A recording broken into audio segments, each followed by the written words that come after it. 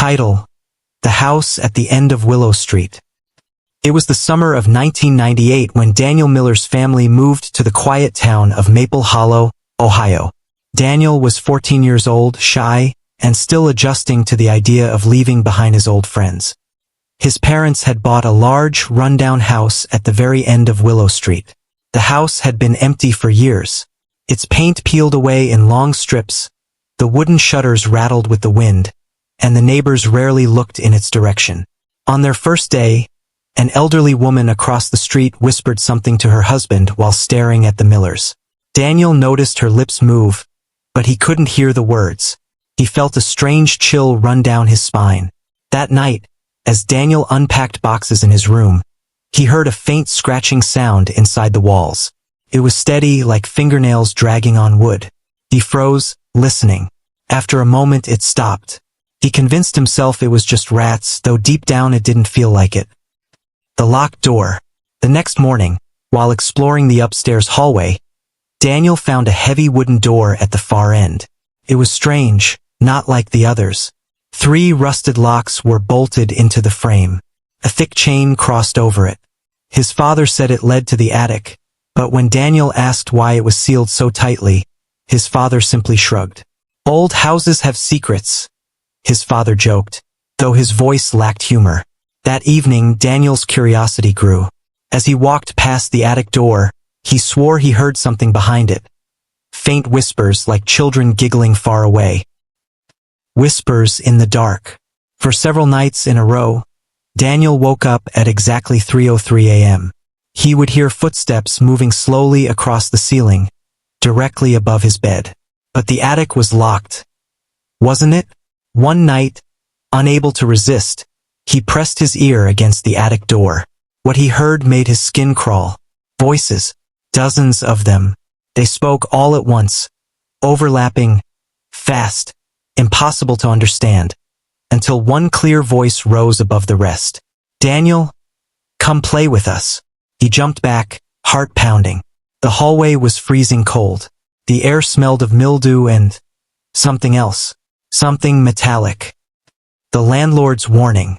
The next day, Daniel asked the landlord, Mr. Peterson, about the attic. The old man stiffened, his hands trembling as he lit a cigarette. "You stay out of there, boy," Peterson muttered. "That house, it ain't right." Family lived there back in '72. 2 kids. Sweet kids. They disappeared one night. Never found a trace. Police said the parents were guilty, but the parents swore the house took them. Daniel felt sick. He wanted to press for more details, but the landlord walked away, shaking his head, as if afraid to say more. The door opens. A week later, on a stormy night, Daniel was home alone. His parents had gone to visit friends.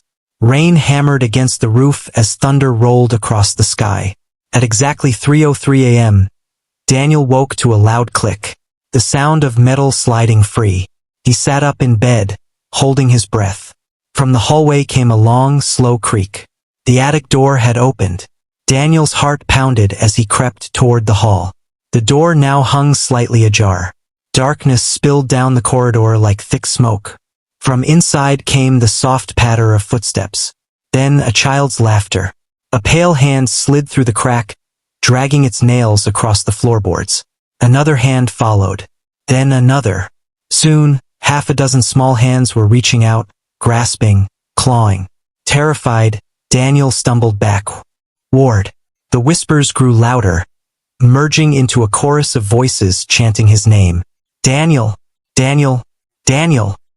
He slammed his bedroom door shut and dove under his bed, trembling violently. The sound of tiny feet scurried down the hall, scratching on his door, whispering right outside. For hours he lay frozen, until morning sunlight finally broke through the curtains. When he found the courage to open the door, the hallway was empty. The attic door was closed again, the locks in place, as if nothing had happened. The final night, Daniel begged his parents to move, but they laughed off his imagination. That night, the whispers returned, louder than ever. The attic door shook violently, the locks snapping one by one. Daniel screamed for his parents, but they never came. When the door burst open, the shadows spilled out like living smoke. From inside, dozens of pale children crawled forth, their eyes hollow, mouths stretched into permanent smiles. They surrounded Daniel, their cold hands gripping his arms and legs.